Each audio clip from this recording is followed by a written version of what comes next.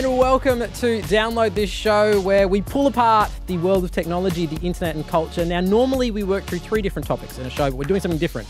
We are doing the mid-year gadget forecast. What is the technology that you most want to own in 2014 and the technology that you are most terrified of? To work us through everything, we have the editor of Gizmodo Australia, Luke Hopewell. Welcome back. Thank you for having me as always. And Claire Porter, the editor of PC Mag Australia. Congratulations on the new job as well. Thank you. All right, well, you have to start this area with wearable technology, because wearable technology has been this thing that's promised for years and years and years now. We're seeing smartwatches, of course, Google Glass. Where are we at? Where are we at now? We've seen the baby step into the elevator, but it hasn't quite gone to the top floor yet. So most brands, Pebble, Google, everyone except Apple really have released some kind of edition of smartwatch, and they're not quite what we want yet. I'm hoping the next couple of editions that come out will start to see the evolution of whether wearables is actually even going to take off. I think the issue with most of them is they're essentially just remotes for your phone. So what would it actually take for you to want to buy one of these things, Luke? Fundamentally, you're absolutely right. They have a design problem from the very start. When people are designing smartwatches right now, they're looking at it from a perspective of how can we make it look a little bit better than the manufacturers that are competing against us. And at the end of the day, they always end up with this remote for your smartphone. From the fundamentals, from the foundations of the process, you're doing it wrong, manufacturers. It's time to maybe take a look at the whole process and think, what would we do if we were able to put a smartwatch on your wrist that not only complemented the features of your phone in your pocket, acted as the remote, but also did something different. Samsung, with its original Galaxy Gear, which was executed horribly, was going for that sort of thing of being the Dick Tracy watch, being the watch that you could take calls on with your wrist and use it as a camera and things like that. It ultimately fell flat on its face, and they're trying to make it a little bit better as a smartphone remote. But really, they need to take a whole look at the holistic process and fix the problem from day dot. But there is one smartwatch that I understand you are interested in, and that's the Motorola one, yes? The Moto 360, it's called, and it's really interesting. It's running the Android Wear platform, which is Google's own sort of nexus for smartwatches. The really fascinating thing, if you watch the Google I/O keynote, which we talked about a little while ago, it was just sort of a huge fair for Google nerds. Everyone was really excited about it. They announced, 2 square watches from Samsung and LG, and then they announced the Motorola 360 and when it would be coming. And there was standing ovations and applause, and it's because it's shaped like a circle. It's a real watch. It's always something really small. Exactly. You can make all the technology in the world and something, but it's a circle is all it takes. How about you? Where do you stand on the Moto 360? I don't get the circular face at all. I thought the Android Wear faces were really nice as well. I think you're right, Luke, when you were saying Samsung was on the right path. I just think the execution was a little bit flawed. Right now, you can either use your watch as a way to get alerts on your phone, or if you leave your phone at home, it becomes just a watch.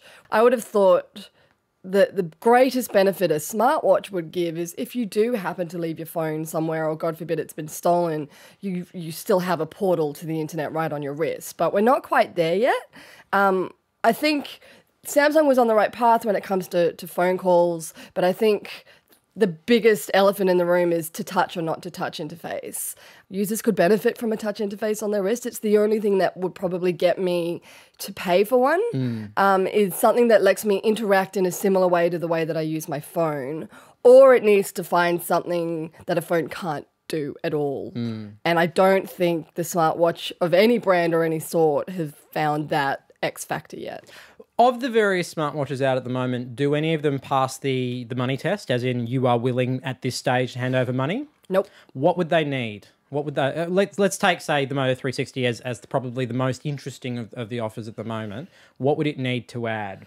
Even just a reply function. There's something quite frustrating about getting an alert on your watch and not being able to do anything about it. I think for me, I would much rather have a slightly chunkier looking piece of tech on my wrist that I can actually use in a similar way to the way that I use my phone, so that if I am in a pinch and I do just need to go, I'm busy, talk to you later, or something like that, I can do that. Outside of that, phone calls, maybe? Yeah. You want to be able to go, hello, hello? Yeah, hello? Come in. We got used to people with weird, Bluetooth headsets. I feel like it's only a step away from doing this. Just a little bit closer to Star Trek. Or an MP3 player, maybe. When you're jogging. Yeah.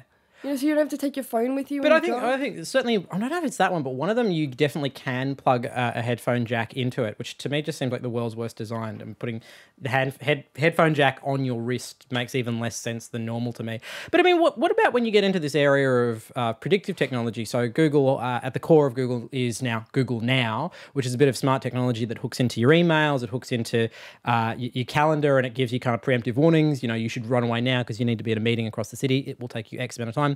Does that functionality kind of achieve its greatest value in the context of a phone, something that you can just flick a wrist and look at?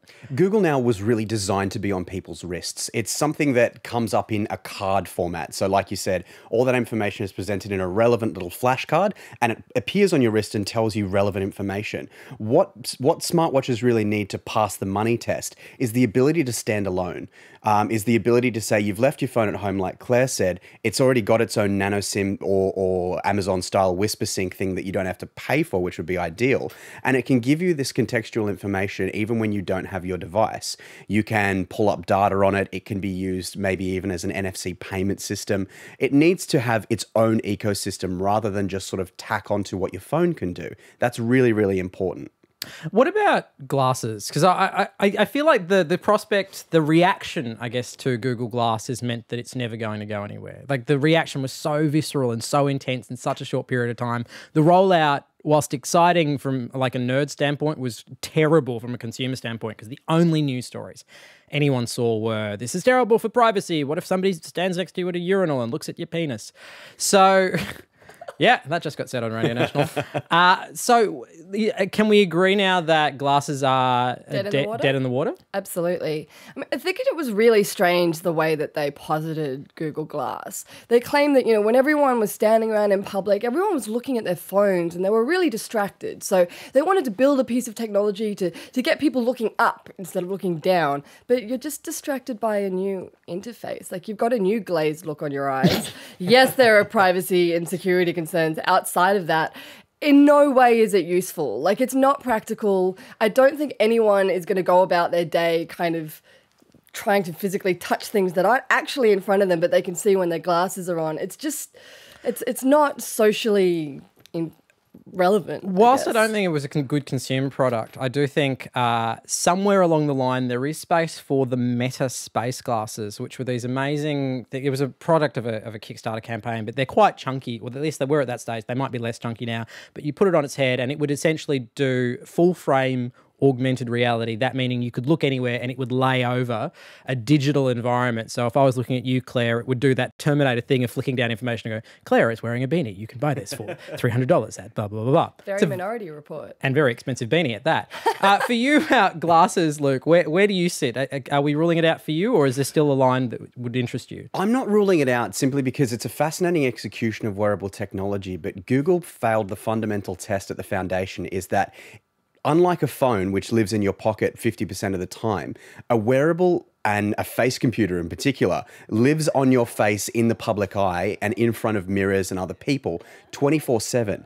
They're always going to see that. So what you actually need to understand is that it needs to be better looking than it is. The reason people buy and spend so much money on designer glasses from Diane von Furstenberg is because they look amazing and they make you, they enhance your overall fashion experience. If it's in the name, it's a wearable, it's something you wear, which ultimately means it needs to be fashionable over functional. First time straight out of the gate. Android Wear's not fashionable. Google Glass isn't fashionable. Meta Space glasses definitely aren't fashionable. They make you look like a giant flabby nerd dork. So, which I already look too much like, and I cannot afford to look any more like. You can't use them if you actually need glasses as well, to me was just like the ultimate irony. Like if you can't put your own prescription in there, like what purpose do they serve? I feel like that is a mountain they would have crossed eventually. Like they couldn't. They're doing it now. It's nerds making technology for nerds. They can't ignore glasses wearers. It beggars belief. One of the other areas you can't not talk about in consumer electronics is, of course, phones. But, of course, it's actually a little bit boring to talk about now because we're at this stage in mobile phone development where it's just kind of very iterative, where, the iPhone and the Android phone were groundbreaking in their time, and now they just make subtle changes. It feels like we're only dealing in cosmetic changes. Is that how you feel about the mobile phone market, or is there one that really stands out to you as being groundbreaking and interesting, Claire? I don't think it's a matter of necessarily just being iterative. feel like we're at a point where the mobile phone industry is waiting for every other industry to catch up. Okay. A smartphone is useful because I can do my internet banking on it. It's useful because I can shop on it, because I can make phone calls, because I can communicate with my friends. And I've got all of these great wearables now, but none of that is feeding into any kind of central system that actually makes my life easier. Can you imagine if someone like Jenny Craig teamed up with Woolies or Coles and an app developer to create an app that stores all of your health information, that stores all of your supermarket information, that can help you manage your budget, your diet, your weight, your cholesterol, all in the one app? There's nothing of that sort that exists right now, nor is there any kind of system that could actually help take all of my lifestyle information, export it into some kind of meaningful template that my doctor can read. Like, I think the next step is creating systems that read into the apps that are already on our mobile phones. And that means having the health department, having retail, having B2B really start to take seriously the potential that these apps serve for their businesses. But without that adoption, I just feel like smartphone technology will be limited. And that comes down to us rather than app developers. I feel like if I came into this show and presented you an app that did that, though, we would all sit around here and just be picking apart the privacy implications of it, though. It feels like, can we have it both ways? I don't know. I think we can. I don't think we have enough faith in any kind of company to secure our information at the moment. And that's definitely a concern that needs to be dealt with. But for mobile phone technology to reach its true potential, people have got to be a little more open to it. Luke, you're a little bit more optimistic about mobile phones than we are, aren't you? I am, because I'm a huge nerd. Wait, there are nerds on this show? What? So where does your optimism derive from? Basically, my optimism derives from looking on the inside and getting into the sort of the nitty-gritty of hardware. Sure, it might look very cosmetic on the outside and feel very sort of plateauy and disappointing to users. But if you have a look on the inside, what you're saying right now in terms of an app that pulls all of that together is coming. It's called HealthKit, and it's in iOS 8. They're aggregating all of it together and sending that to health clinics. They're sending that to different app manufacturers and things like that, and bringing it all together into this secure little enclave so that you can better track your life. Now, again, privacy people are going to freak out about that, and they don't have to take that up if they don't want to. But on the inside, from the hardware and software perspective, there are so many things that are actually being done, even at a very slow pace, because the industry has reached a sort of maturity now, that we're actually getting to this future that we all really, really want to go to. The CSIRO at the moment is actually working with Australia's health departments to kind of start to create this kind of technology that can read into our technology. But when I've spoken to them, they've said, yeah, our first thing is to make sure the health system doesn't run out of money by 2024. So that's like a really low priority for us. Yep. So when we say the potential for mobile technology, yeah, it's coming. But in Australia, it's probably going to be a lot longer wait than in the US. All right, as you're watching this here on YouTube or on ABC iView, feel free to send us a tweet or leave a comment down in the comment section. What's the piece of technology you're most looking for in 2014? And a lot of what we're talking about now actually feeds into kind of a broader concept, which is called life hacking, essentially, for lack of a better term. And that doesn't just speak to apps that help us control our health, but also we're seeing the rise of a lot of like quite physical products that we've talked about a couple of times in this show that are designed to help you change the way you eat and the way you kind of consume nutrients. And I think there was one in particular that stood out to you, Luke, for our forecast tonight. So there's a couple of things actually as well. We've talked about Vessel before on a previous show, which is just how you drink stuff out of a certain cup. But there's also a really interesting substance that was designed by a lunatic in Silicon Valley who didn't want to waste time eating when he could be coding, which is all of these crazy people. It's called Soylent. You may have heard about it. And it's terrifying. It's not made of people, don't worry. Basically, he created this almost semen-like substance, which actually, can I say that on Radio National? Yeah, we have. It's happened now. Which it has that sort of consistency, but it has every nutrient the body needs to survive. It's almost like the slop that you see in the Matrix. You know, it's if you imagine that it's tasty wheat, you'll be fine.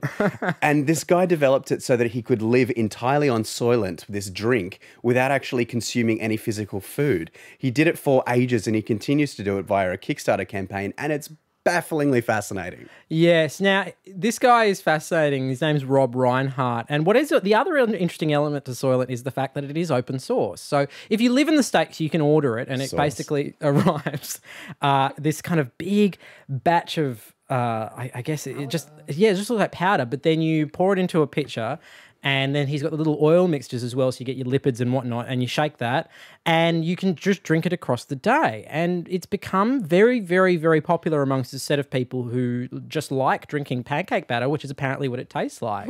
But the great thing about it is that you can just go onto the website, look for the ingredients, and buy all the ingredients, which is actually a bit complicated because some of them are just chemicals. I don't know where you order maltodextrin from. If you do, let me know on Twitter. And also you can come up with different recipes for it as well. So this idea of open sourcing sustenance is a fascinating concept, and you're into it. I'm massively into Same. it. Food is such a waste of time in my life. I don't like cooking. I have no desire to learn how to cook. If I could just live on Soylent so that I could get on with the rest of my day, I would be a happy woman. Right. Mark's like, I have nothing to say about that. Well, I will stop Instagramming photos of my food and just start. I'll just put beige there and go, that's tonight's dinner. I want to start an Instagram account entirely of Foodstagram for Soylent, which is just the different cups you drink it out of. Because it's all the same thing. Is this one of those, and this is a genuine question because I think there is a rise that we've seen in the last 5 years of people supplementing their meals. People go to the gym, they have protein drinks. You go to the fridge now at any store, and where it used to just be filled with Coke and Fanta, now you see protein revival stuff and whatnot. So is there a general movement where people are willing to start eating purely for sustenance, to look good rather than for fun and pleasure? Is next season of MasterChef just going to be really boring? That's what I'm asking. I would watch MasterChef if it was made out of stuff like Soylent. And that's the thing. If you look at the rise of industries like smart water and vitamin water, for example, you see that people are willing to really have a look at what they're putting into their bodies to get the most bang for buck out of what they're consuming.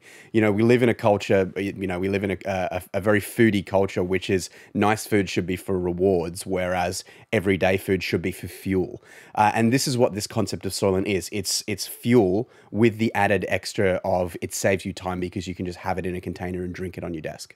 That way it doesn't matter so much if you do decide to treat yourself every once in a while. If you know that you're getting all of the nutrients that your body possibly needs, that way maybe you spend less reliance on short-term fixes like a Mars bar or Snickers, because who of us haven't grabbed something high carb, high sugar when we're on our way out the door? Maybe it's just the particular career paths that we're in, but I don't ever have time to eat. The last time that I could sit down properly and enjoy a meal, I'm constantly just snacking on stuff that's bad for me. So something like Soylent really appeals. I love that in a show where we talk about consumer electronics week in, week out, the thing that has generated the most discussion is actually just pure chemistry. Never ever say that again. Just throwing back to kind of this broader idea of life hacking, where we are trying to use technology to take more control of our daily life. I wonder what that does in terms of future generations if so much of not just our leisure time and our media consumption, but also our sheer health is folded into electronics. Are there devices and products that we should be training kids in so they can take control of the next generation of electronics that are now going to be so embedded in our existence? So much of life hacking, again, comes down to not just technology and chemistry, but also psychology and learning. It's about really teaching the next generation how to best manage their time and things like that, and also use new technologies. It would be irresponsible of this generation, for example, not to pass down the knowledge that we have of coding languages and hardware design, for example. You look at something like the Raspberry Pi, there's a new model that's been released, which is amazing. The Raspberry Pi is the small sort of $30 board-based computer, which you can buy, and it's designed to teach kids to code, but it's become this massive project. It would be totally remiss of me if we're talking about life hacking not to throw in a plug for lifehacker.com.au, Gizmodo's sister site, where you can learn all about this stuff. But it's really our responsibility to be teaching the next generation psychology, chemistry, coding, hardware abilities. And I think now that we're in this knowledge sharing economy, it's a much better place to do that. And of course, one of the best areas in which you can get kids interested in coding is with toys and playfulness. And I think we were talking before we came on air, Sphero, Claire, I'll let you explain it, because I still think it's a little bit dumb, but it provides a lot of opportunities to learn and teach. The reason that the three of us are scuffing so audibly, the three of us reviewed the Sphero for the feed a couple of weeks ago.